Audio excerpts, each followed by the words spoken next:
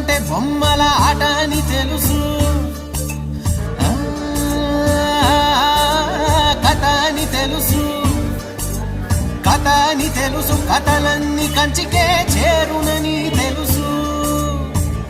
తెలుసు తెర తొలుగుతుందని, తెలుసు తెల్లారుతుందని, తెలుసు ఈ కట్టె పుట్టుకుమంటదని, తెలుసు ఈ మట్టి మట్టిలో కలిసిపోతదని. ఇన్ని తెలిసి ఇరకాటంలో పడిపోతావు ఎందుకని? మాయా